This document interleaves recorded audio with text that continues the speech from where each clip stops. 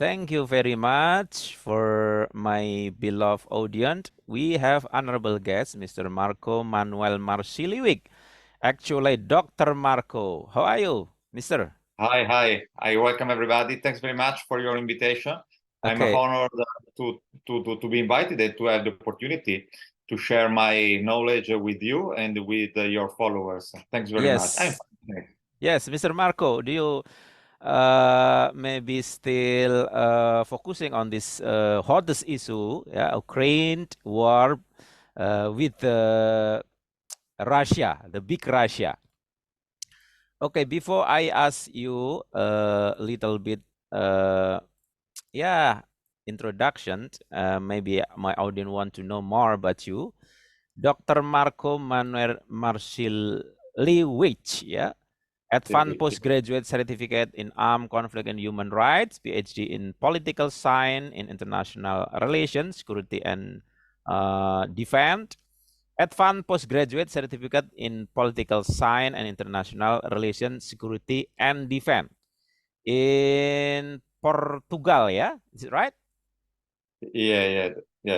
Okay, and I already read you background that you are expert in history, defense, and security. Okay, I want to ask one by one about the history of the Ukraine war and also the background of defense and also security. I want to little bit give introduction. You know that there are three main problems. First, for Russia, the issue of Ukraine joining NATO is a real security threat. So there is no solution other than special military operation, denazification, and demilitarization. And second, for Ukraine, it is a matter of state sovereignty. And third, for NATO, it is NATO expansion. So Ukraine's war against Russia is still burning, Mr. Marco, Mr. Marco. Can you tell me historically from your observation this hot issue? Well, after the Soviet Union broke up, the Cold War, the East-West confrontation ended. So the Western powers, led by the United States, believed that they won the so-called Cold War against the Soviet Union. So Western powers survived instead of Soviet Union perished.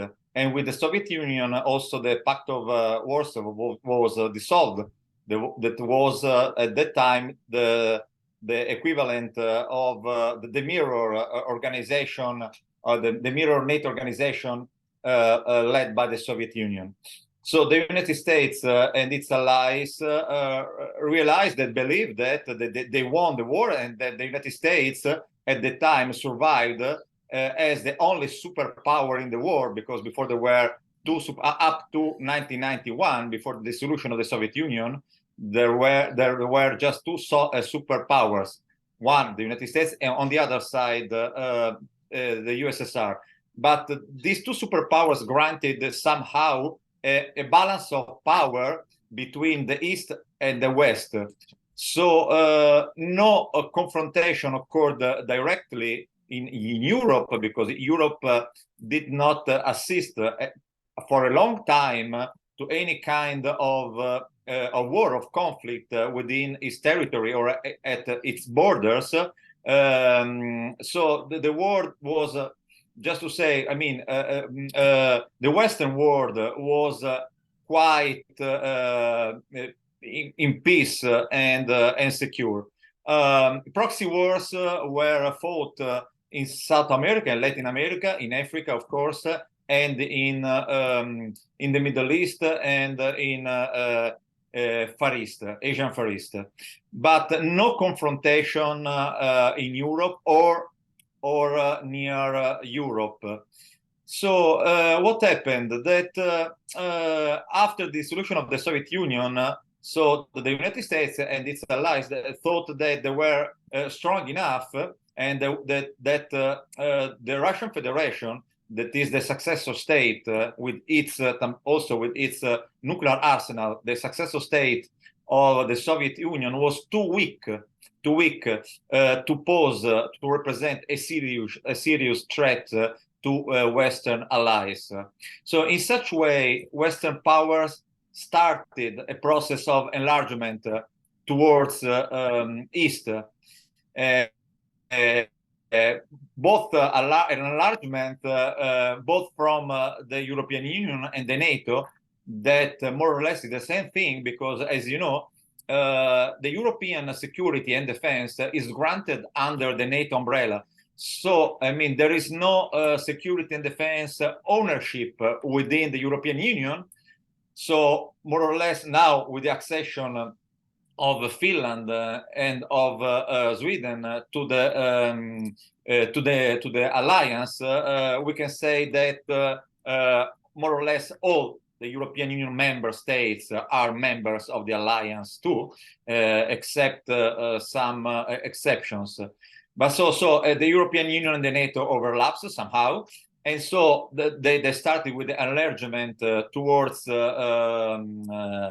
East, and this, of course, eroded the former Soviet Union space that was the sphere of influence of the Russian Federation. And so Western powers didn't respect the Helsinki Accords. There were signed at the end, I mean, the term officially called the Helsinki Final Agreement. It was an agreement that was reached at the end of a conference that was held in 1975 in Helsinki, in Finland. And it was not, this one, the Helsinki Agreement, was not a legally binding agreement, not a treaty, neither a convention, nothing. But it was just a political agreement by which the United States recognized the sphere of influence of the Soviet Union. They came out after the end of the Second World War, and in Europe. And on the other side, the Soviet leadership recognized the sphere of influence of the United States in Latin America.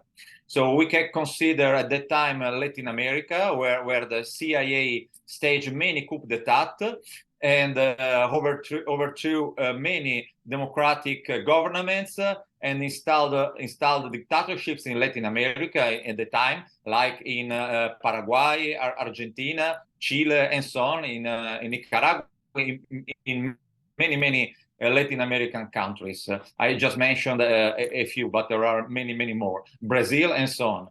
And so that one was considered the backyard of the United States, Latin America, with the exception of the Cuban island. On the other side, no Western power could have interfered with the Soviet sphere of influence in Eastern Europe. But after the Soviet Union disbanded, the Western powers began this process of enlargement, because during the ruling of Boris Yeltsin, immediately after, in the aftermath of the dissolution of the Soviet Union, the Russian Federation was too weak, was very weak, to pose a serious threat to Western powers, and too weak to oppose Western powers, because the Russian Federation needed some kind of economical support from Western powers through trade agreements and so on, in order to recover its economy. That was one of the reasons why the Union Soviet collapsed. It was mainly an economical issue.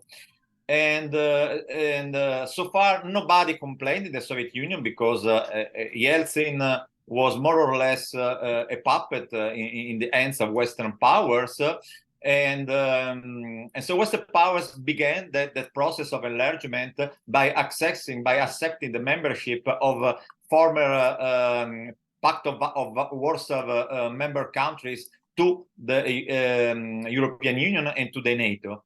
But after Vladimir Putin came to power for the first time as the president of the Russian Federation, I mean, he tried to restore the ancient power, the ancient influence of the Soviet Union and also of the Russian Empire before the October Revolution in 1917. So when Vladimir Putin participated in 2007 to the Munich Security Conference, he in its speech, he called upon Western powers to start working together with the Russian Federation in order to deal to cope with the emerging threats. He talked about security threats at large, but he included also what we have assisted in the next years. That was climate threats, climate changing, and food security issues and environmental issues. And also non-state threats, that is international and transnational terrorism, and many more threats. So, but Western powers didn't listen to the speech by Vladimir Putin because they thought that the Eastern power, that was Russian Federation and before the Soviet Union, has lost his power, and it was no more a superpower. It was only a regional power. And I'd like also to remember that the former US President Barack Obama, a couple of years ago, at the end of his second and last presidential term, termed China as a regional power. And now China is considered the major security threat to the United States and to Western allies. Just to say how these people, the US government, the US leadership was wrong when they thought that Russia would never had the opportunity to come back as a world power. So, but Vladimir Putin worked hard on it, but his first choice was to work together with Western powers for the Commonwealth. So Western powers didn't listen to his speech and didn't accept Putin's invitation to work together, to come together, and to work together to solve the major security and the future threats. And at the end, this was 2007 when they rejected Putin's proposal for collaborating.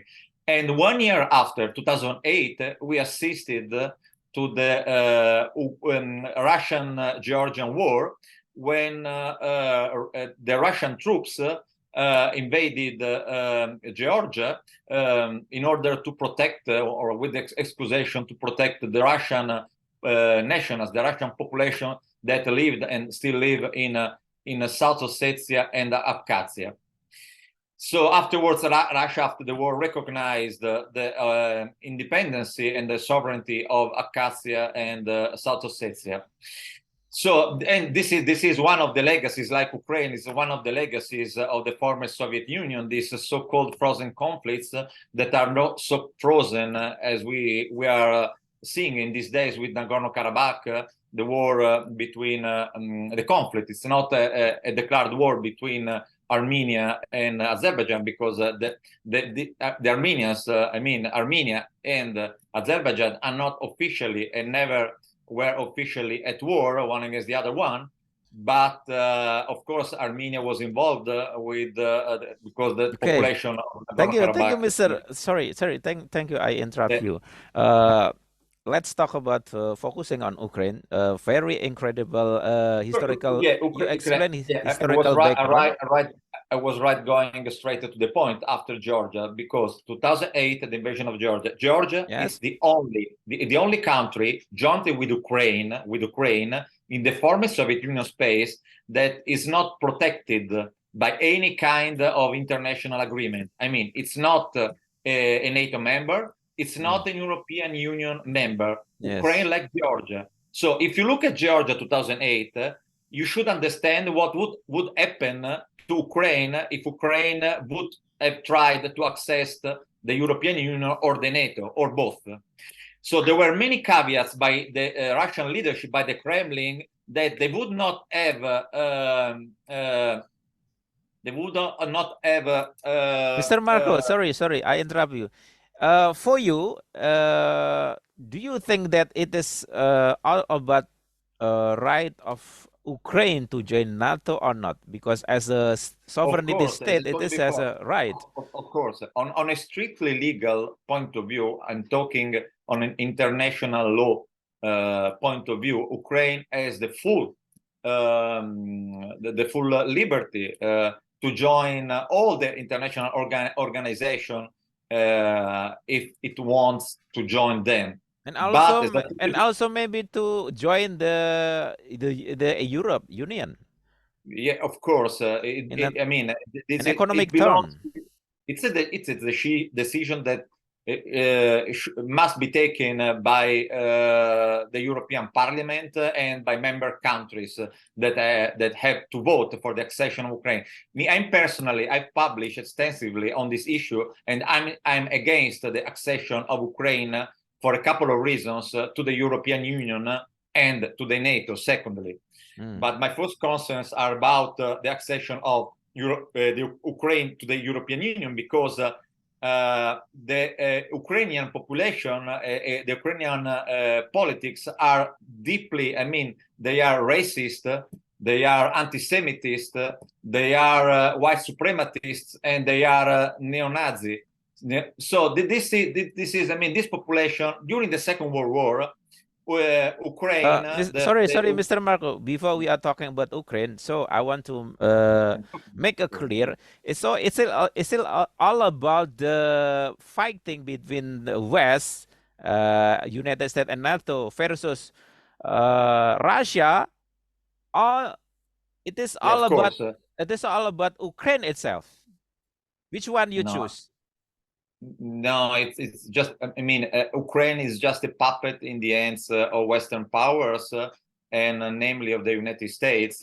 It's like a proxy confrontation, you know. I've already talked before about proxy wars that were fought between the Soviet bloc and the Western powers during the Cold War, just in order not to have a direct confrontation.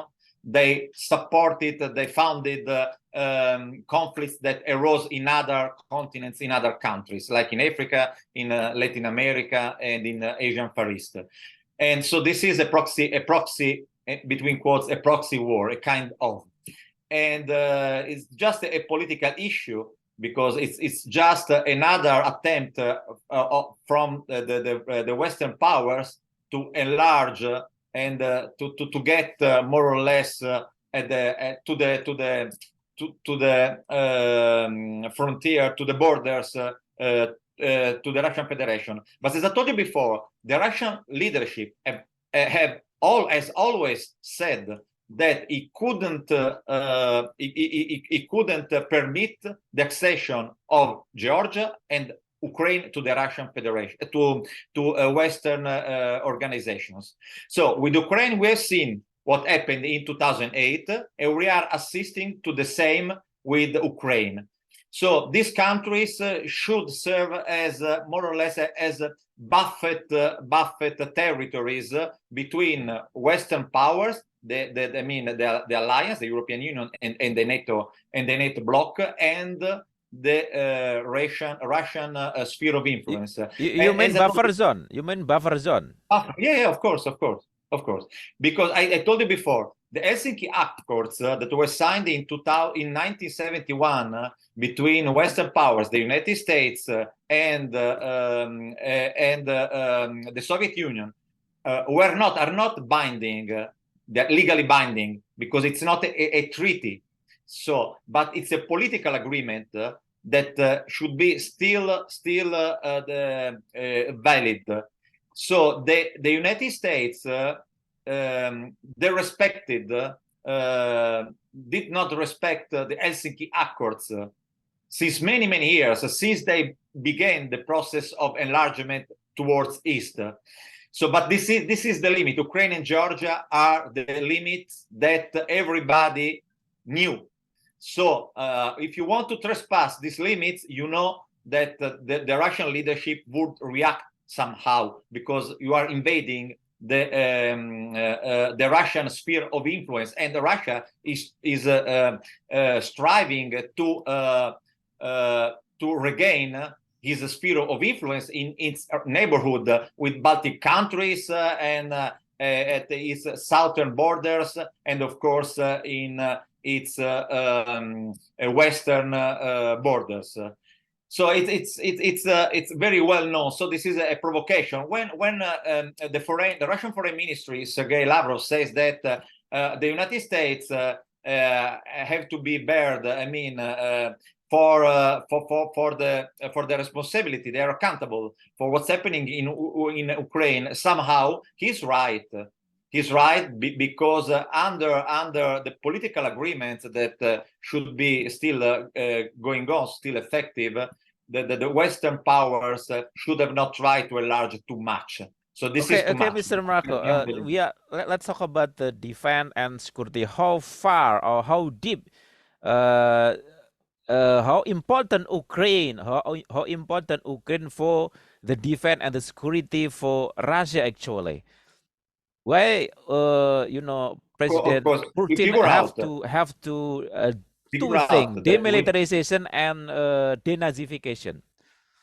I mean, you figure out that if the accession of Ukraine to NATO or to the European Union would be successful, the Allies could install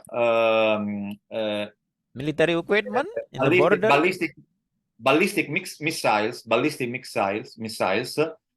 in the Ukrainian territory. So they are able to attack the Russian Federation. So this is something that, of course, the military and political leadership of the Russian Federation wants to avoid. So they do not want to have any kind of threat at the borders, at their borders. This is something that everybody can easily understand. Even if nowadays ballistic missiles are not so much interesting, important, even intercontinental ballistic missiles, because the technology has gone much far beyond, so that we have hypersonic weapons that, of course, supersede the old missile technology. So it's something completely different. That's why space became an operational domain, and it has been militarized, because it's the most important domain. It's not, it's not the Earth, but it's not the ground force, but it's space nowadays, because from the space you control communications and everything, and also ground forces and air forces, and the Navy rely on satellites on the space for communications and so on. So that's why, and I told you that hypersonic weapons that the Russian Federation has developed, firstly, so the United States are trying to develop its hypersonic weapons vehicles. So these weapons give a relevant advantage to the Russian Federation. So Ukraine, it's no more so important if you think about the technological advancement in weaponry, but somehow it's still important, So because when you put soldiers at the frontier, at the border, they are there. They are not in Poland or in another country. They are right at the border to the Russian Federation. I heard that the purpose of NATO and allies is to weaken Russia, and we know that NATO seemed to prolong the war. So my question: what is the true goal of the U.S. NATO actually? On my opinion, there is no possibility. There has never been any possibility for Ukraine to win the conflict, to win the war with Russia. There is no. Despite the big effort and the big financial support by Western powers, because last week congressmen, the U.S. congressmen said that they would not have voted for more financial aid to Ukraine. And there have been some rumors from the U.S. military leadership and also from former U.S. leaders like Henry Kissinger that said that there is no chance for Ukraine to win the confrontation, to win the war with Russia. And I agree. So there is only, there is never, whether there is a political issue or an ethnical one or a religious one, there is never a military, a force solution. There is always and only a political solution. So I think that sooner or later, I mean, both the parties should start a kind of negotiation for ending the war. And I think that the Ukrainian leadership should accept the fact that the Donbass and, of course, Crimea will never come back to Ukraine, never. So it's better to reach an agreement, a long-last agreement, a cooperation, and Ukraine should stay out, should renounce to join Western institution, and should maybe Ukraine can reach a kind of agreement like the agreement that is enforced between the United States and Taiwan. Taiwan is not recognized as under the international law. It's not a UN member. But I mean Formosa, Taiwan, that is China. I mean, the China of Chiang Kai-shek, of course, the former China of Chiang Kai-shek, Taiwan. But it has a treaty, a military treaty with the United States, and the United States is the guarantee of the security of the island state. Even if Mr. Marco, do you agree if there would be referendum for Ukraine outside of Donbass? Do you agree about that?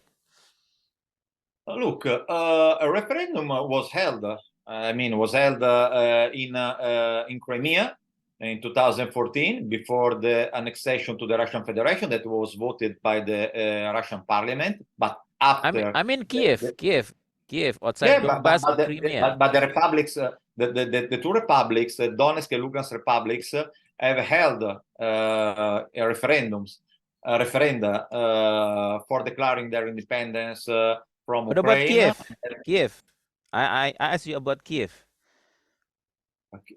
Kiev, the capital and surrounding the Kiev. Yeah, but firstly, there is an issue that came out in the last 2 weeks that was about the opportunity for holding the elections in Ukraine that are foreseen for the next scheduled for the next year.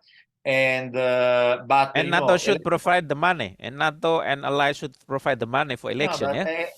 At the end, Zelensky agreed, and his inner circle they agreed to hold elections. But that's another issue, that elections to fulfill, to comply with Western standards should be fair and open to the participation of all the political parties. But so far, the pro-Russian parties were banned. So the pro-Russian parties can participate in the next Ukrainian elections. So the election will be biased since the early since the beginning. So I mean, you can figure out which will be the vote, because only the parties that are pro-Western parties will have the opportunity to participate to the competition. So it's not a fair competition. I mean, because maybe you don't know. But through elections, you can know if the majority of the population wants to end the conflict and to settle the question with Russia. Because a war is never popular. In any country is popular, because there are people dying every day. And I think the people only want to live peacefully. They do not want to fight for a piece of land. I mean, I would not fight for any country for any reason, because it doesn't make any sense. I mean, living in a country that is ruled by the Portuguese, the Italian, the Americans, the Norwegians, or whatever else, to me is the same thing. until they leave me free. I mean, until I have a grade of freedom. I can. I have my civil liberties, my freedom of expression, and so on, and I can take care of my own business, on my family. So it doesn't matter. So I mean, so you mean that if the election will happen, so it's not good for a Russian position? No, in Ukraine, what have you assisted in Ukraine in the last 30, 40 years since Ukraine became independent after the dissolution of the Soviet Union? We have assisted to elections where a pro-Russian president followed a pro-Western one. So, and for the prime ministers, for the cabinet, it was the same. Pro-Western one, pro-Russian one, pro-Western one, pro-Russian one. And most of them were overthrown by so-called revolutions that were not genuine revolutions. There were this revolution, this power size were master puppet by both sides, by Western powers and by Moscow. Okay, so, Mr. Marco, I think I think we have a limited time. Thank you very much for your explanation. I think we can discuss in another session. Thank you for your explanation, very detailed historically and also security and defense. I hope you can enjoy another meeting. Thank you, Mr. Marco. Thanks for the invitation. I'm sorry I was too long. Okay. Good explanation. Thank you very much. Thanks very much. Thanks See to you. your subscribers. Thanks. See you.